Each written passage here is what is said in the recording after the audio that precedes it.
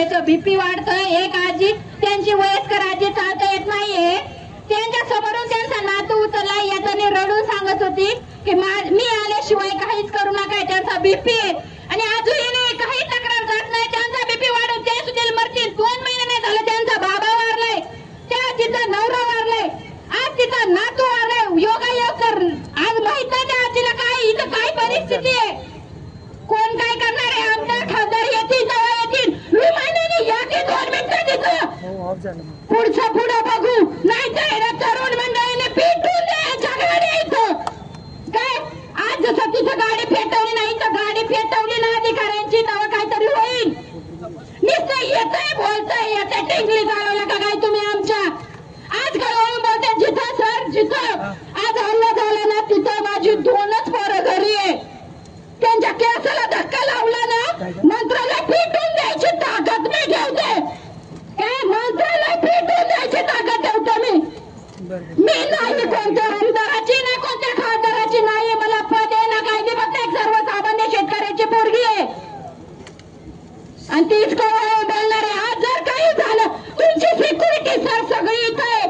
आज काय 1 मिनिट रात्री घटना झाली, काय ते हे येणारे वन पक्ष पकडणारे पळून गेले, त्यांच्या गाड्या पेटवल्या, ते बिचारे पळून गेले।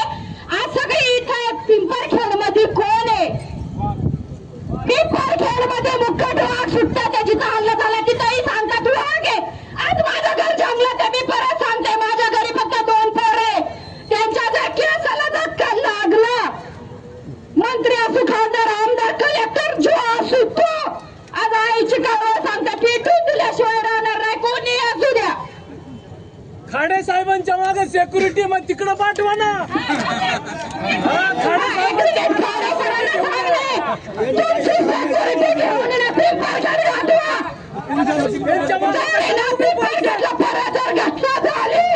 तुम्हाला पेटून दिल्याशिवाय राहणार नाही। आता गाड्याच पेटवल्यात, तुम्ही पण आहे ना माणूस आहे, माणूस तुमची पद बाजूला ठेवून एक सर्वसामान्य माणसाप्रमाणे तुम्ही बोला ना, दातार काढू नका काय। तुम्ही बी प्रत्येकात पोलीस डिपार्टमेंट आहे, इथं आमदार खासदार त्यांनी पण आईच्या पोटातून जन्म घेतलाय, शिक्षणाच्या दोरावर तिथे कलेक्टर आमदार खासदार झालेत रे काय। तुम्ही पण आज कोणत्या तरी आईच्या पोटातून आलेले, आज लेकरूच्या जागी तुमचा लेकरू ठेवा, जे दातार काढतायत ना अधिकार कोणी असतात ते सगळे, त्यांना म्हणा आमच्या जागेवरती तुमचा लेकरू ठेवा।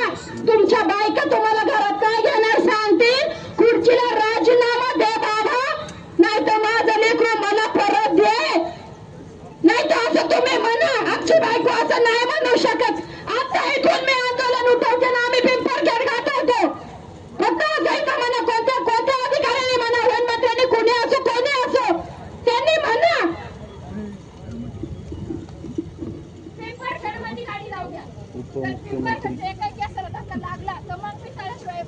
पोलिसांना पिंपरखेडला पाठवा।